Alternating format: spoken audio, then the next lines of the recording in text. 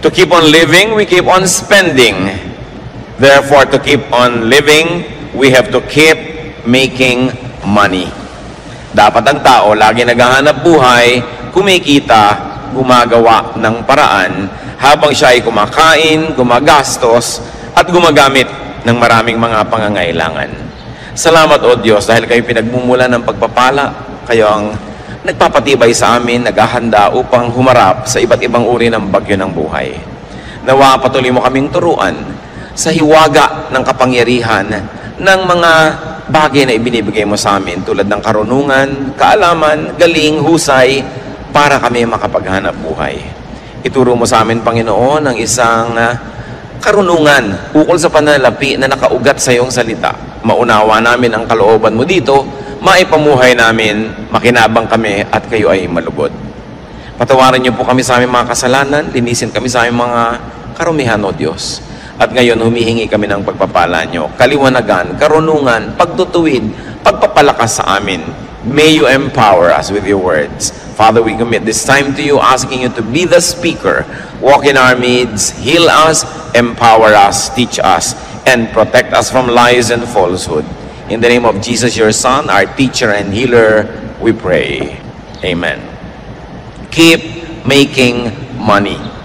Dapat ba yung pinag-uusapan ng mga mananampalataya? Dapat. Sabi po ng pinakamarunong na lalaki sa balat ng lupa, si Solomon, sa Ecclesiastes 10:19, money is the answer for everything. Maaaring isang pagmamalabis or exaggeration, but of course, very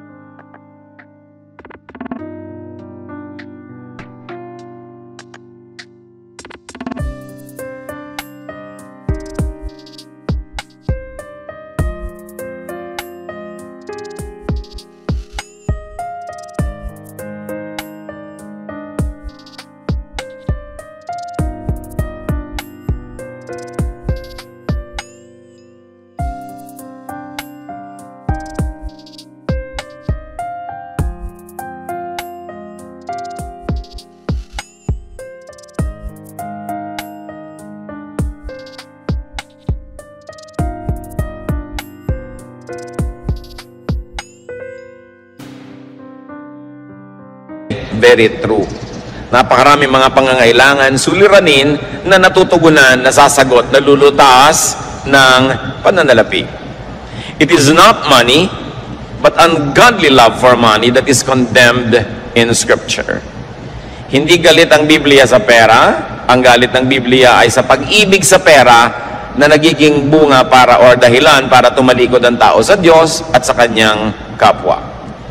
Spirituality should not deny money nor money making because money buys many good things and money enables us to maximize the benefits of life. Godly people are to be fruitful money makers and money multipliers. Sa katuroan mismo ng Panginoong Hesus ay napakalinaw niyan. Nung meron siyang pinagkatiwalaan ng mga puhunan, binigyan niya ng iba-ibang dami ng puhunan, at yung nakapagpatubo at nakapagparami sa puhunan ay kanyang kinalugdan, at yung mga walang nagawa at hindi nakapagparami sa ibinigay, binawian pa niya. Matthew 25:28-29. Sabi ng Panginoon, take the talent from him, from that who did not make it more, and give it to the one who has 10 talents. For everyone who has, siya ng sobra para maitinda. She makes and produces beyond what she needs. Nakikita po natin yung prinsipyo ng maluwag na buhay. Ikaw ay nagtatrabaho, lumilikha ka ng kailangan mo, at lampas pa sa kailangan mo para meron ka pang maitinda. She invests. She plants. Yung ideal and godly money maker. Proverbs 31:16, she knows how to buy land and how to plant a vineyard. Marunong siyang mag-isip, marunong siyang mamuhunan, bumili ng lupa para tamnan. Hindi lang bumibili ng lupa para sa luho o para sa pagpapasarap lang o bakasyonan lang, para tamnan. In other words, pati ang pagbili niya ng lupa, pamumuhunan pa rin. Kasi pagkakakitaan pa rin niya yung lupa na yon. Hindi puro consumption ng iniisip, production ang laman ng isip ng isang taong luluwag, aasenso sa buhay. Proverbs 31:18, she knows when to buy or sell. Magaling siya sa timing. Itong lady of Proverbs 31, dapat yata nasa stock market, ano? She knows when to buy and when to sell. Pinapakiramdaman niya ang panahon, binabasa niya ang takbo ng mga pangyayari sa kanyang paligid. Alam niya kung anong dapat binibili sa ganitong oras at kung kailan naman ito ibebenta para siya ay may kita. A good money maker trades, nangangalakal, nagnenegosyo, and therefore brings home the goods. Proverbs 31:14, she is like a sailing ship that brings food from across the sea. Kamangha-mangha na ang ginawang example dito sa Proverbs 31 ng napakahusay na negosyante ay in the person of a woman. Samantalang male-dominated yung society noon. Nakikita nyo rin ang attitude ng maraming Bible writers and prophets about women. That women, just like the men, are to be productive and must be allowed to be productive.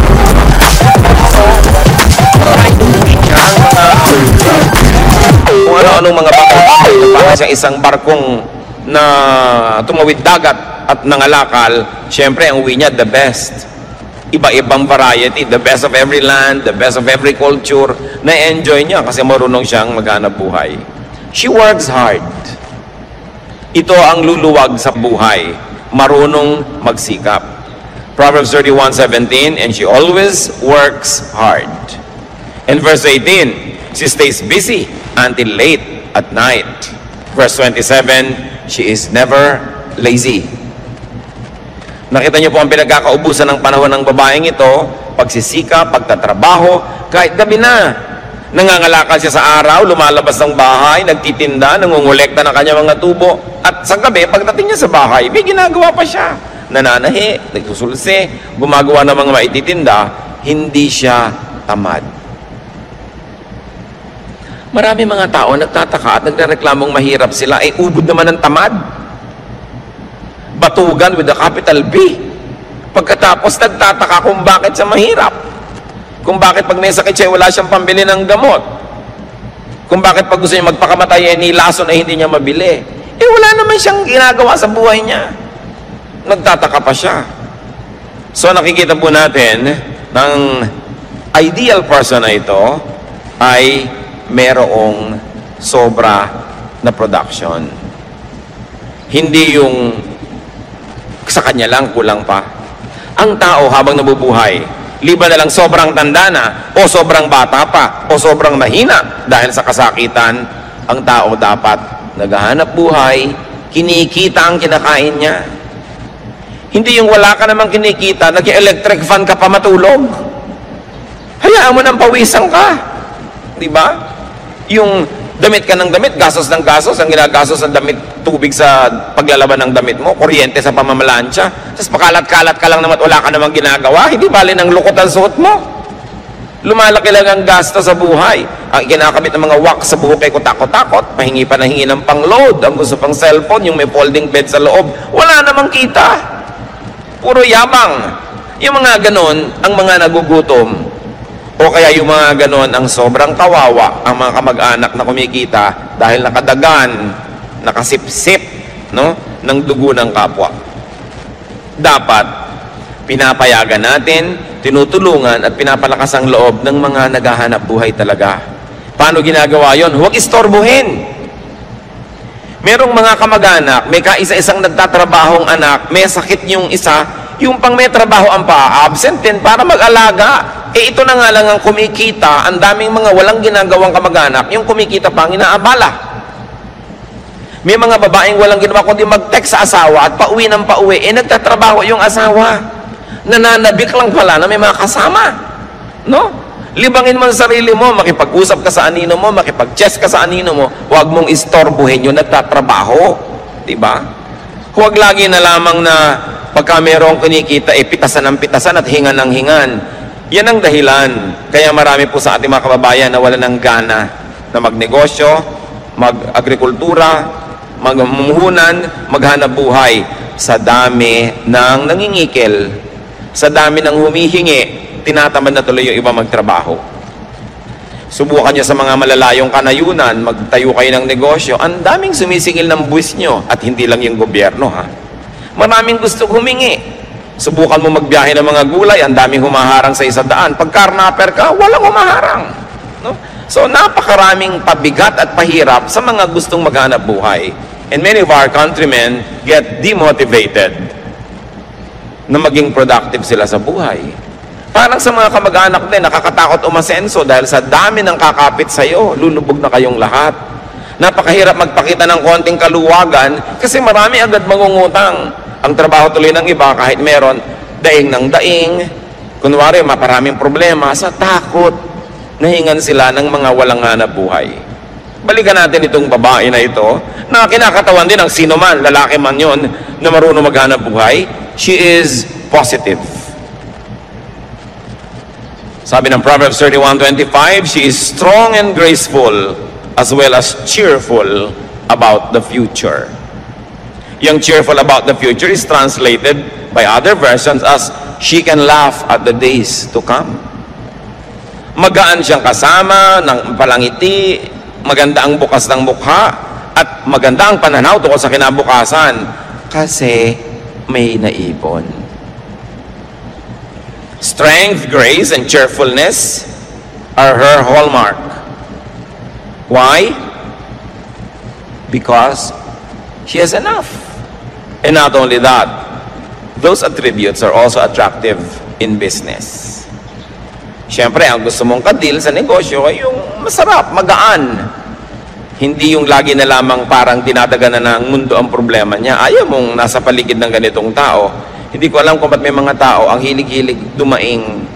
Samantalang ayaw mo naman siyempre sa taong paladaing, iniiwasan tuloy sila ng mga tao, lalo silang nawawalan. Definitely, this wonderful woman was not a complainer. Hindi siya reklamadora.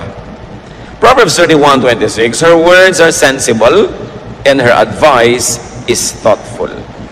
If you're going to attract income, if you're going to attract business, if you're going to attract good things into your life, you must have good sense, intelligence, and sound advice comes from you. Kasi magandang dagdag yun sa pagkatao.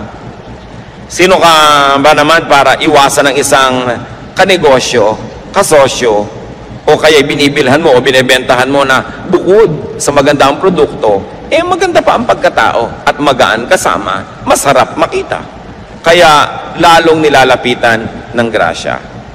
A sensible and a good money maker gives to people.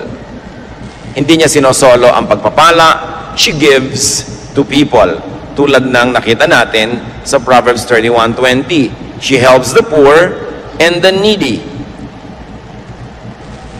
Palabigay, nag-aalala at nag-iisip sa mga kapuspalad. She gives to the needy and the poor. Sabi ng Proverbs 19:17, he who is kind to the poor lends to the Lord, and He will reward him for what he has done.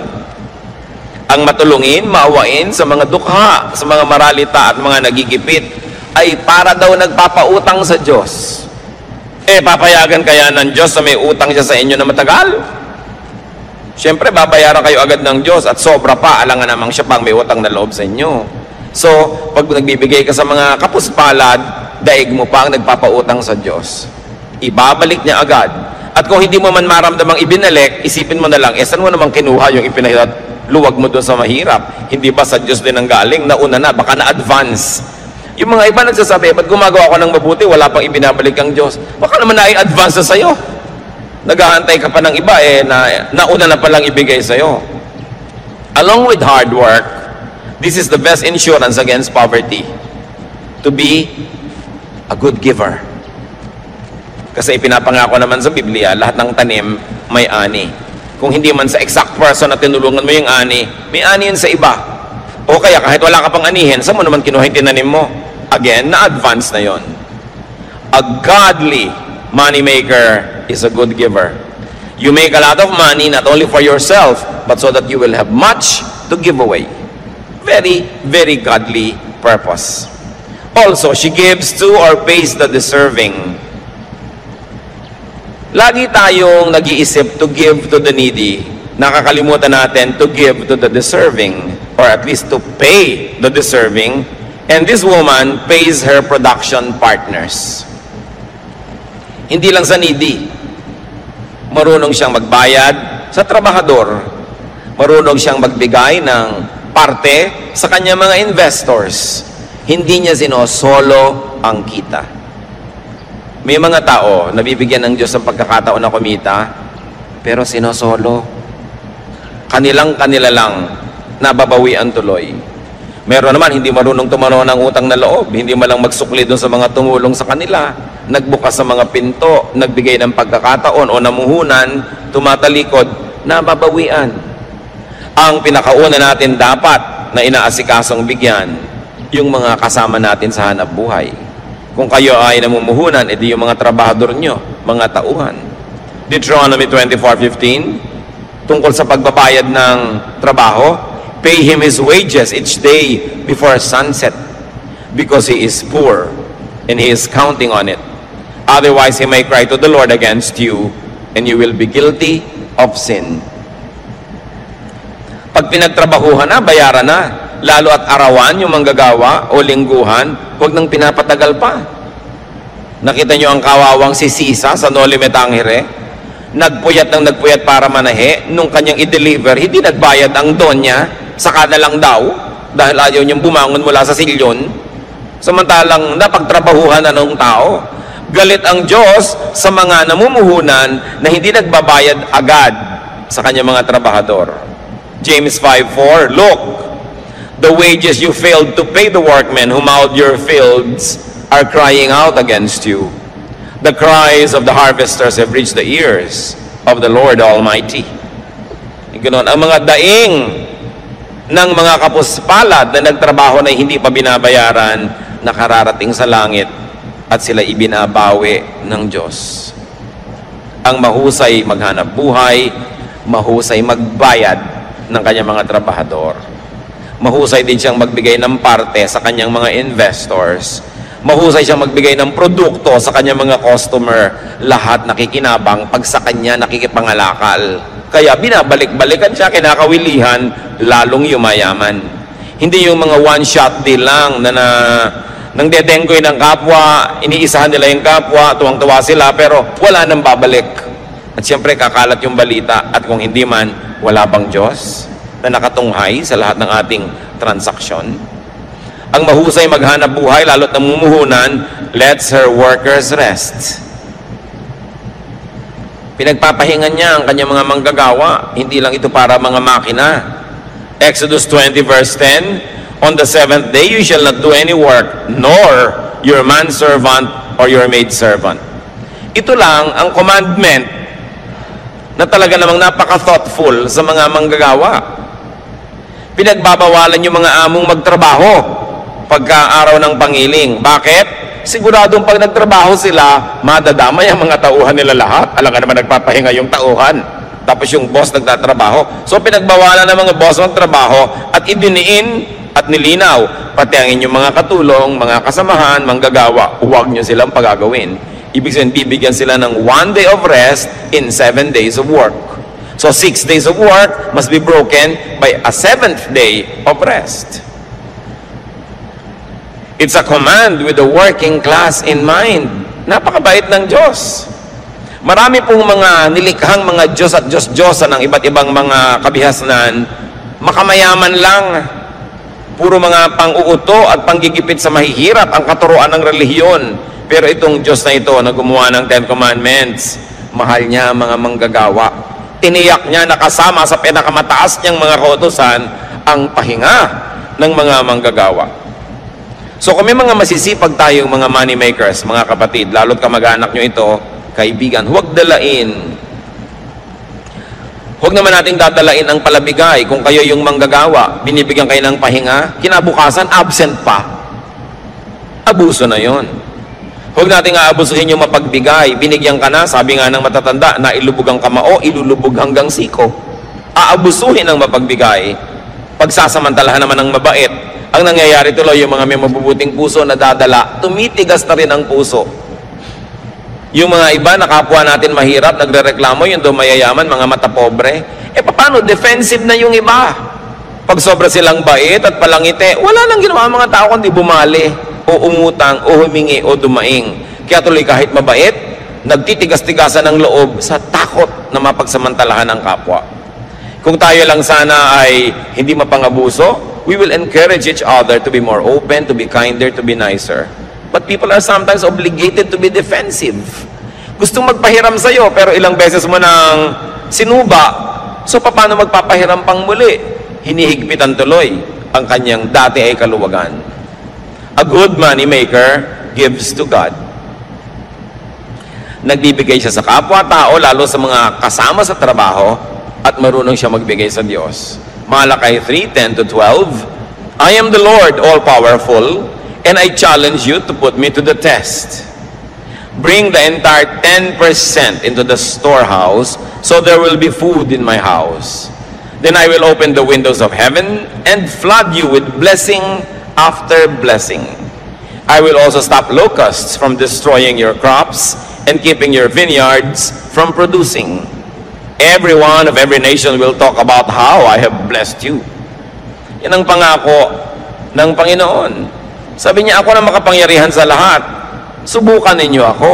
Buong-buo ninyong dalhin at ipagkaloob ang inyong ikapu. At nang mayroong magasto sa aking tahanan, nang may resources. Sabi niya gano'n, tingnan ninyo. Kung hindi ko buksan ang bintana ng langit at pabahain sa inyo, ang kutakot-takot na pagpapalang wala kayong pagsisidlan. Sabi sa mga nagtatanim at nag-aagrikultura, hindi ko papayagang sirain ang mga kulisap ang inyong mga tanim. Pabubungahin ko ang inyong mga itinanim at hindi ko hayaang malaglag ang mga bunga nito nang wala pa sa panahon. Pag-uusapan kayo ng lahat, pagtatakahan kung bakit blessed na blessed kayo. Pero ito lang ang sikreto, sabi ni Yahweh, give the entire 10% into the storehouse. Siyempre, may mga nagtuturo namang Old Testament na yan, hindi na yan uso. Pero ang dami-dami mga batas at kautosan sa Old Testament na pinaihiral din nila. So, pinipili. Kung ayaw lang talaga, ayaw. No? Pero pag gustong sumunod, gusto. At yan ang isang sikretong bunyag na bunyag naman.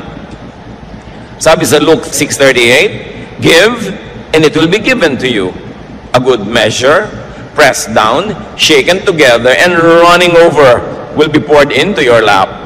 For with the measure you use, it will be measured to you. Ang ginawa ditong example ay yung pagsusukat at pagtatakal ng mga binhi, mga buto na kumbaga bigas natin, trigo nila, mga grains yan, mga butil-butil.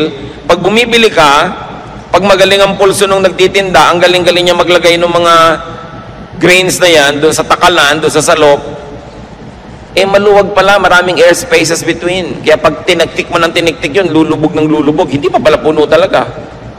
Pero sabi ng Panginoon, sabi, magbigay kayo at ganun din kayo bibigyan. Tama ang sukat. Tiniktik, niliglig, siniksik. Hindi dinaan sa bilis.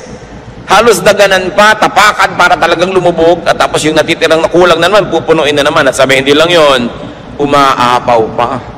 Ganun ang sukat. Tapos malinaw ito mga kapatid, ha? For with the measure you use, it will be measured to you. Gusto nyo pala ganun, siksik, niliglig, umaapaw ang bigay sa inyo ng Diyos, ganun din ang pagbibigay sa Kanya.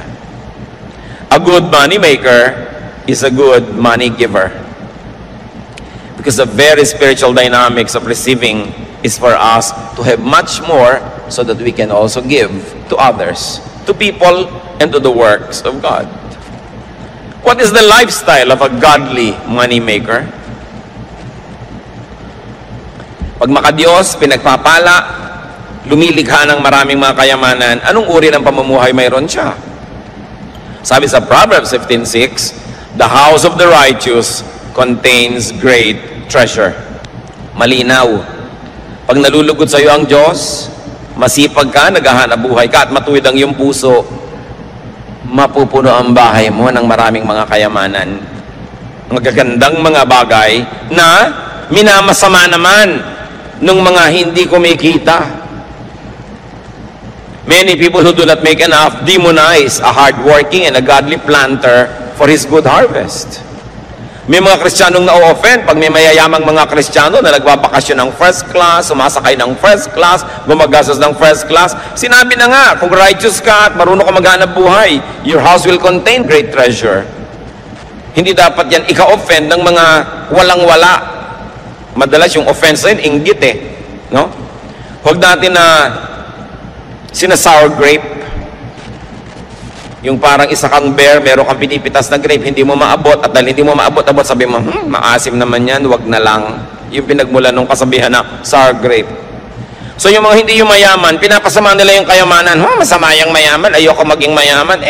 Tapos saan kaya makautang dito?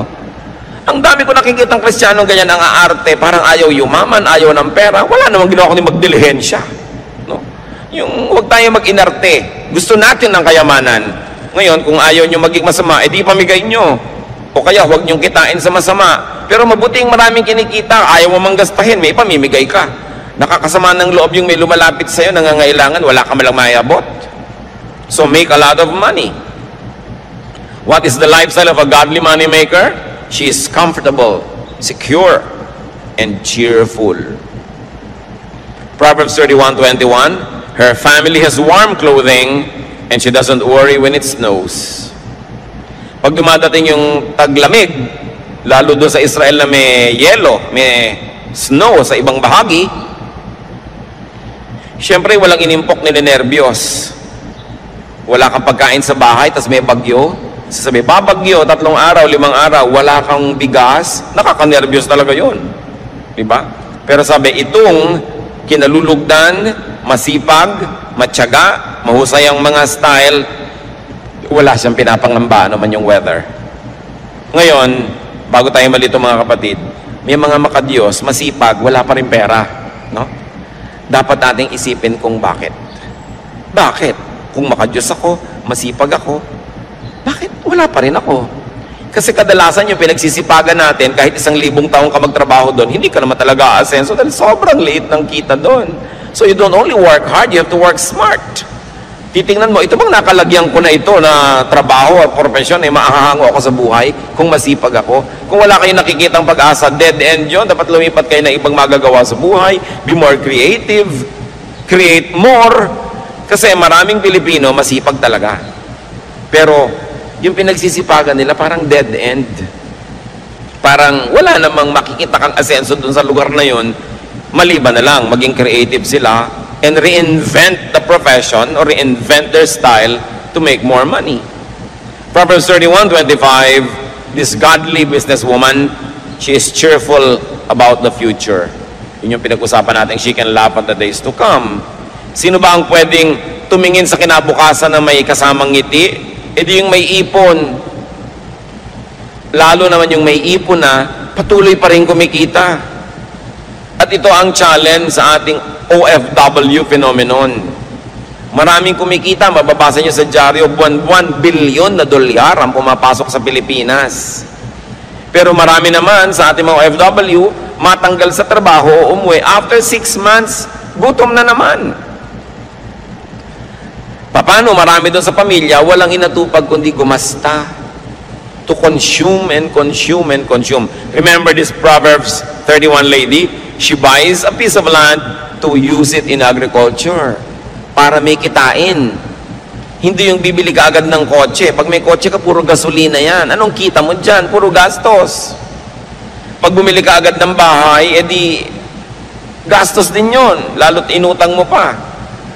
Hindi isipin, paano kaya tayo mamumuhunan para tayo kumita, para kung umuwi na si OFW, patuloy pa rin tayo yung kikita, hindi nakaasa tayo ng nakaasa sa sweldo, agad na agad, hindi pa nga kinikita, nauutang na, dahil walang ginawa ang pamilya, kundi mag-consume, consume, consume.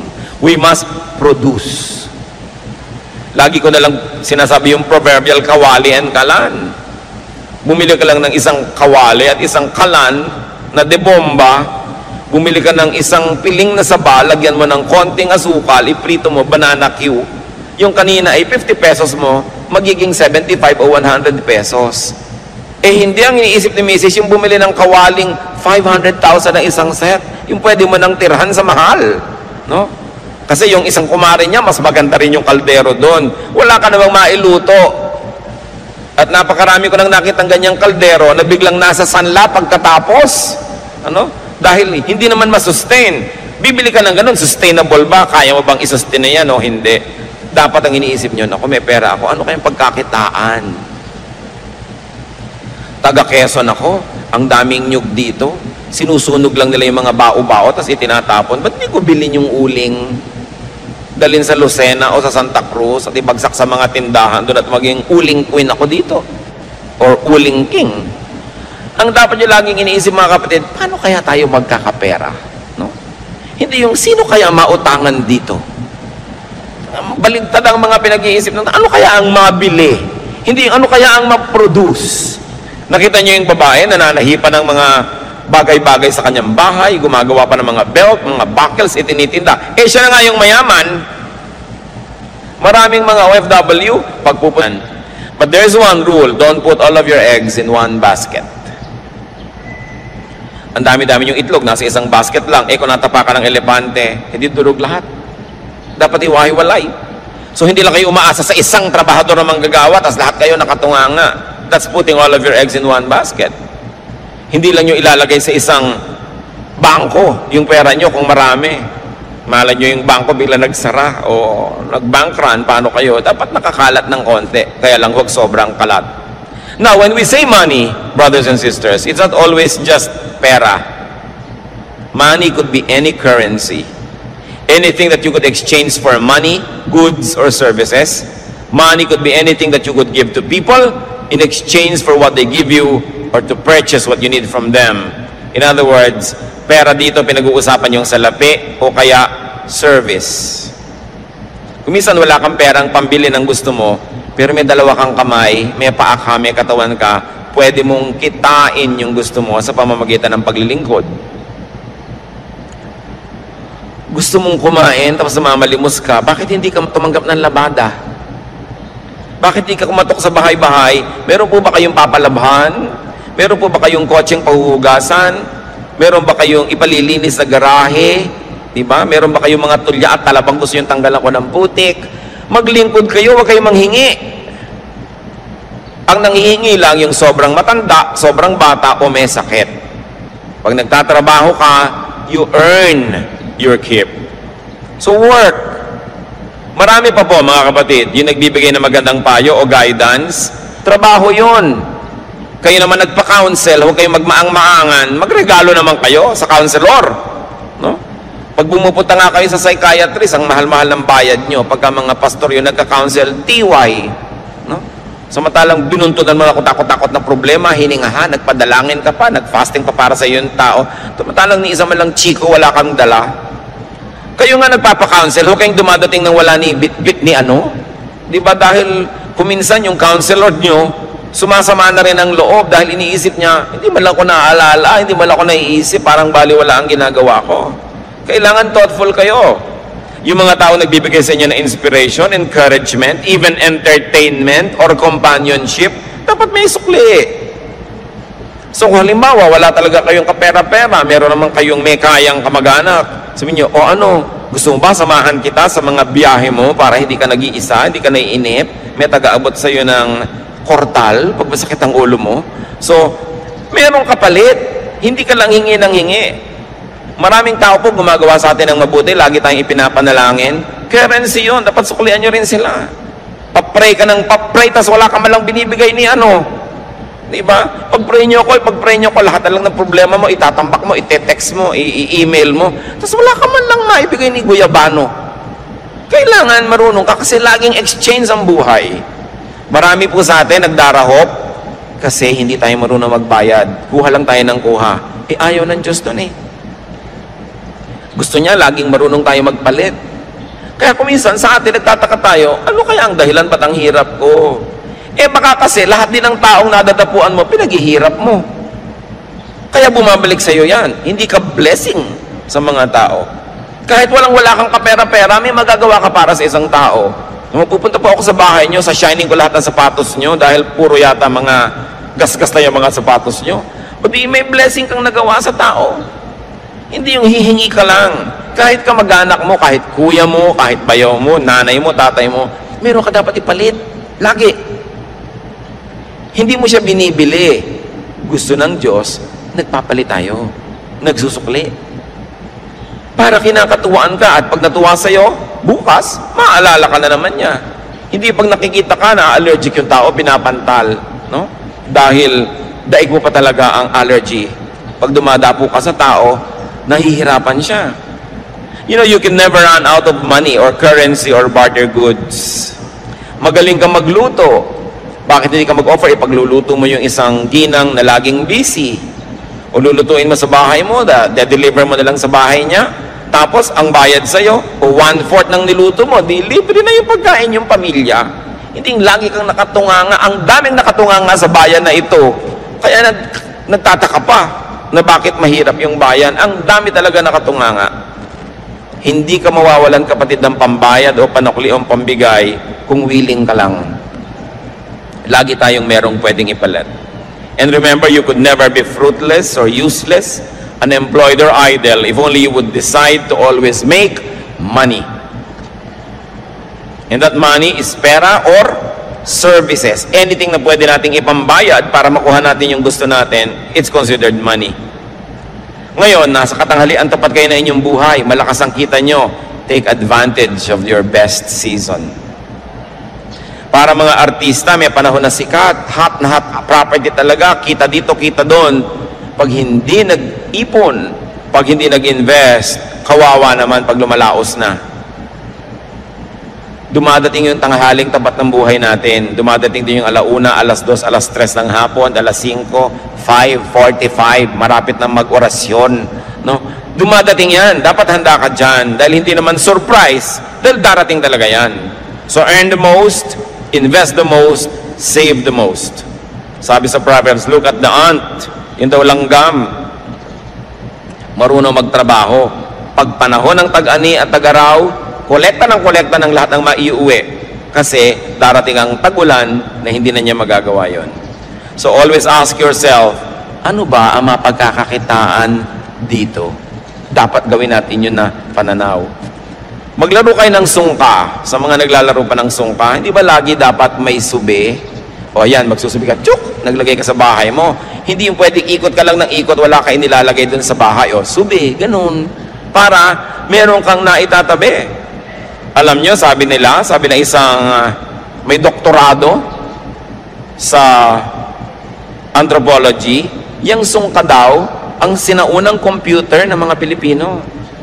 Talagang taga-compute. May nagsasabi pa na yung abacus daw ng China, apo lang ng sungkahan. At meron pang nagpapatotoo, meron tayong 1 milyon angaw. At meron tayong 10 million kati. Meron tayong 100 million bahala. At meron pang 1 billion gatos. Ang daming magbilang ng mga Pilipino nung araw. Diba? Talagang mahusay magbilang. At sinasabi nila yung unang pera sa China, kauna-unahan yung sigay, yung pangsuka natin na shell, dito mga galing lahat. Na napakalaki daw na mga kalakalyang sigay na yan na ine-export natin to China, kaya marunong magbilang yung mga Pilipino, kaya may sungkahan. No? Talagang mahusay mag-count. Nawala yon because of colonialism. Nung inangkin ng mga Kastila ang mga lupain, pinagtatrabaho lang yung mga tao bilang mga kasama. Nagtatrabaho ka, hirap na hirap ka, sa iyo yung trabaho, doon sa may lupa na kumamkam yung ani. Kaya daang-daang taon na wala nang gana ang tao magtrabaho. Kasi kahit anong sipag ang gawin mo, mahirap pa na ang ending mo. So ba't ka na lang daw magpapakahirap? Pero dapat na natin baguhin yung pananaw na yon. Nakasama sa ating kabihasnan yung pagbibigay ng kalakal sa iba't ibang tao. Ikaw na lang yung taga-bili, taga-utang at taga-hulog. Kailangan marunong mga lakal. And as you grow old, continue being precious and useful and functional. Your goal, believer of God, is that you should be a lender, not a borrower. Magandang mga pangarap yan at magandang plano sa buhay. Planuhin yung tagapagpahiram, tagabigay, hindi mangungutang. Ano ang pangako ng Diyos sa bayang sumusunod sa Kanya? Deuteronomy 15:6. For the Lord your God will bless you as He has promised, and you will lend to many nations, but will borrow from none. Isa dapat yung katangian ng makadiyos na masipag, na pinagpapala, nagpapahiram, pero hindi nang hihiram. Nagbibigay, hindi nang hihingi. Yan ang magandang goal. Hindi yung paggising sa umaga ang hinahanap sinong madidilihensyahan. Mga manginginom na iinom lang ng alak humihingi ng kontribusyon sa dumadaan. Ba't di nyo inumin yung tubig sa kanal? Wala pala kayong pambili ng alak. Di ba? Puro pabigat sa kapwa ang iniisip. Mga kamag-anak na pagka may party, mag-iinuman, tas lahat ng kamag-anak na hihinga ng pambili. Mga ugali na nagpapahirap at nagpapalala sa mga kanser ng ating lipunan. So huwag yung sino kaya ang mautangan o mahingan. Kung kayo mga bata pa hanggang ngayon, mga magulang na bata pa, magplano kayo na pagdating ng panahon, hindi nyo kailangang umasa sa bait ng inyong anak o manugang.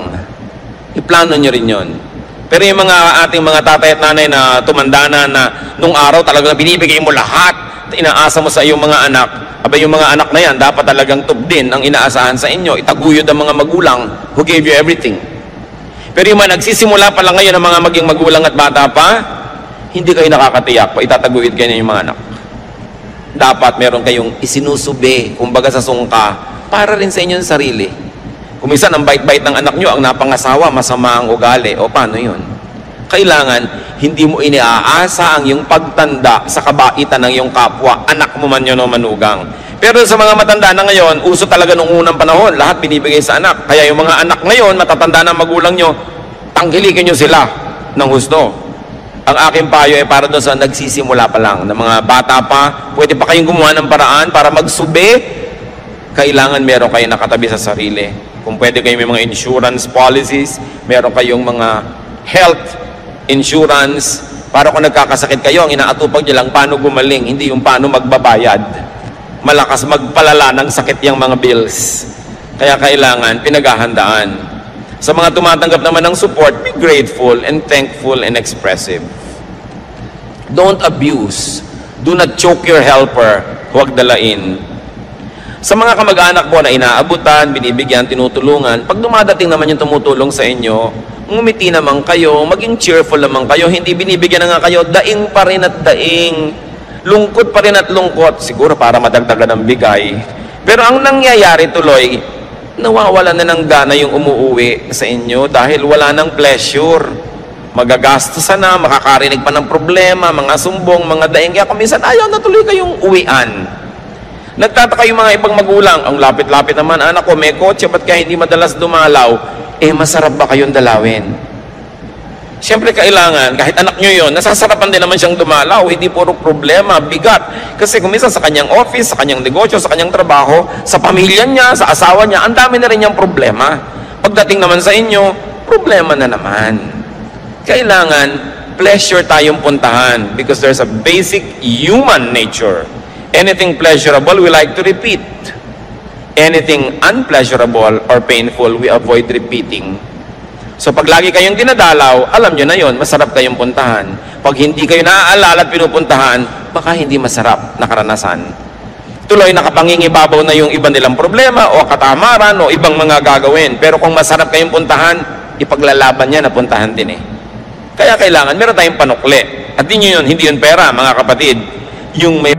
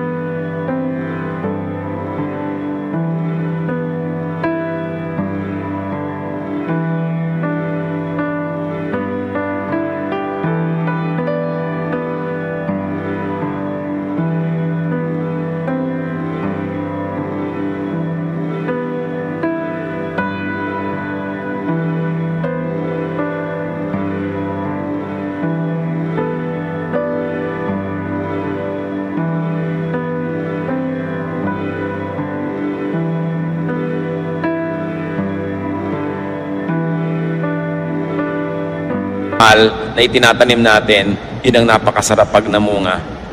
So, While we are alive, we keep on spending. So if your health or age does not prevent you, you must keep making money. Maraming nalulungkot, marami daw compromises ang mayaman, pero hindi ba ang daming compromises ng nangangailangan? So huwag nating masamain ang pera, huwag nating masamain ang paghahanap buhay, ang pag-iimpok, ang pagpapayaman, basta hindi tayo nilalayo sa Diyos at sa ating kapwa. In fact, nagiging kamay tayo ng Diyos sa palatulong sa kapwa kung sobra-sobra mga biyaya sa ating buhay. Ama namin sa langit, turuan niyo po kami na siyasatin na aming mga sarili, suriin namin sarili kung bakit kami ay maluwag o mahirap, kung bakit kami ay yumayaman o nagdarahop, kung bakit madaling dumating sa amin ang mga biyaya o hirap na hirap dumating. Ituro niyo sa amin, Panginoon, kung may mga gawa kami, ugali, pamamaraan na sumisira sa aming kayamanan, sa aming pagkakataong mag-impok.